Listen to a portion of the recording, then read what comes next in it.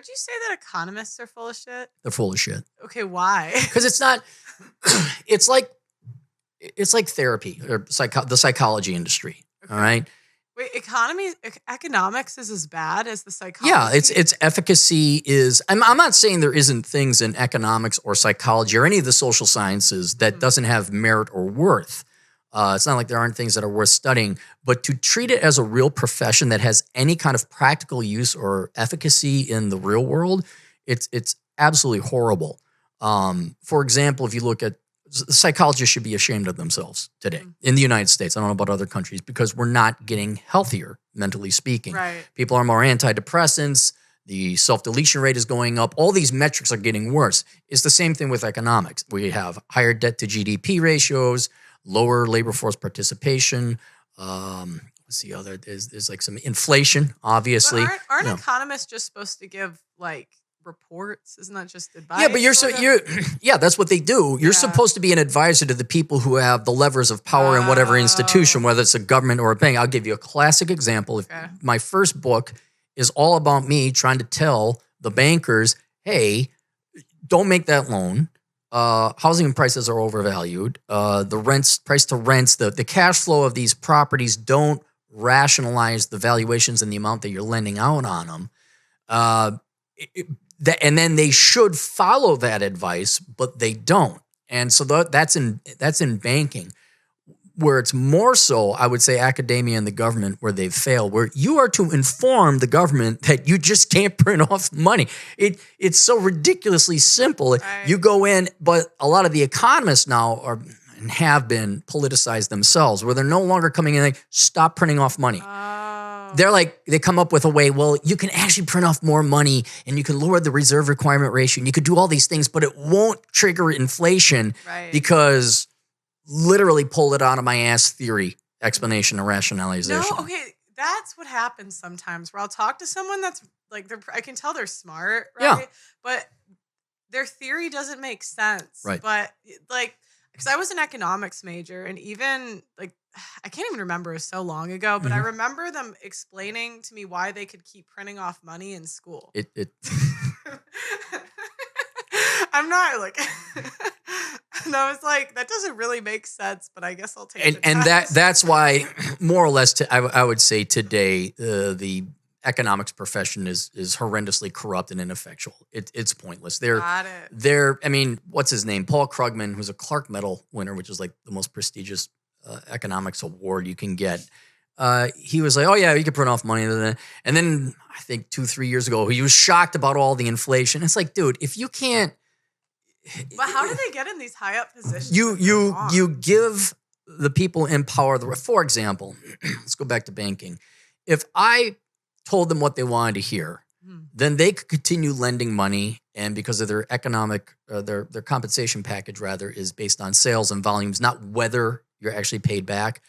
Now I'm greasing the skids for them, making it easier for them, giving them the rationalization for them to do what they want to do. Economists do the same thing with politicians. A politician might say, well, geez, won't that cause inflation or don't we have to increase taxes? And if you're a snake of an economist, you go, no, there's a special magic economic theory and it'll totally work and you can have your cake and eat it too. And like, okay. And then they'll cite, well, all the social sciences. Here's a study that shows this. Here's some research that shows that. Right. And like this research shows that you can bang yourself in the toe with a sledgehammer and not feel any pain. And people are like, oh my God, I can bang. And they all, see, it's peer reviewed. It's like this. None of it means anything anymore because it's all a self-serving kind of rationalization, particularly in the domain of government academia. Okay, so how do you know the difference between an economist who's being honest and an economist who's not? Because the economist who's being honest is going to give you advice you don't want to hear. An economist that is lying is like Oprah. You want to hear it. You're big as anything that sounds great. We could print off more money. It's not going to be any inflation. It's not your fault. You're unemployed. It's the patriarchy. You're pick whatever group. Any degree is a good degree. I can major in fluffy bunny studies and get, a $250,000 a year job. Of course you can. If you don't, it's Trump's fault. Nothing productive or good in any system comes from less effort. everything that is good comes from work and pain and sacrifice, or cost. We just call it cost. Right. Either physical labor, time, money, intellectual rigor. You have to sit down and think or study and research. Your car doesn't fix itself. Right. You have to get under there, bust a knuckle, and get dirty. And so anyone who tells you in anything, whether it's economics or not, if it sounds good, chances are it's not true. If it sounds, well, losing weight, how you lose weight? You work out more and you eat less. Right. That's it. And that's the truth. And it's the same thing with economics or any other field, I'd imagine. So do you think they're all in on it? Like, do you think they all know, or do they? I think both. I think some people actually believe their own farts. Okay. I think they actually, because they were academians, they've never tried to practically put it into the real world. Joe Biden. They're kind of in a bubble. They are very much in a bubble. They actually believe their own stuff. Biden has never worked a real job in his life. He has never been outside of politics. He's been in office longer than I've been alive. Yeah. And this guy is leading the freaking country. So I could see people like that who come from genuinely privileged backgrounds, never had to work. And then you have a perfect example would be his wife, Jill Biden. Mm-hmm. She has a doctorate in education. That's not a real thing.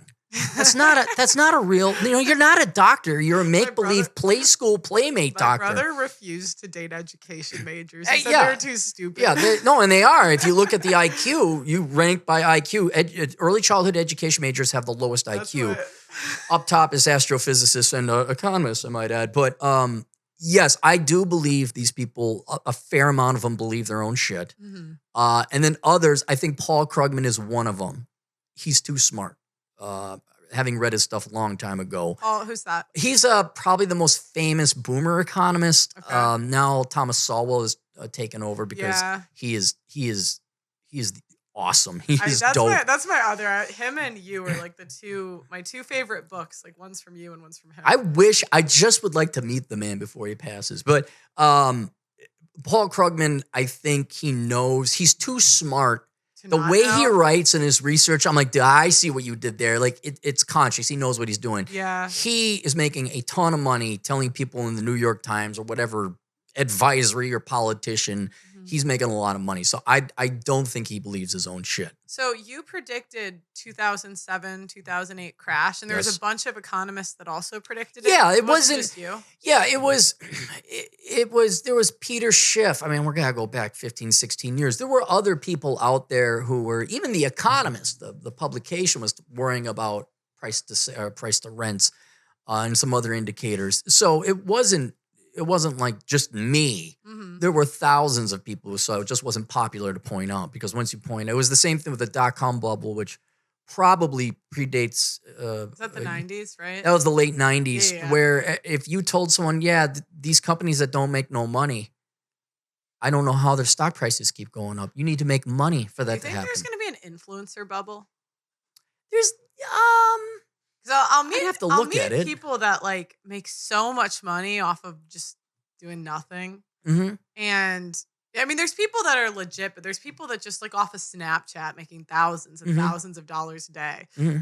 And I'm like, this can't go on forever. There has to be some catch. Yeah, I don't know if there'd be an economic way to analyze. I'm sure there always is, but I think that's just good times don't last forever. Save your money. Yeah. Like I have not been pissing away my money. For the past 15 years. I'm just like, what? I get paid to yell on the internet? Like, okay, we're saving. This ain't going to last forever.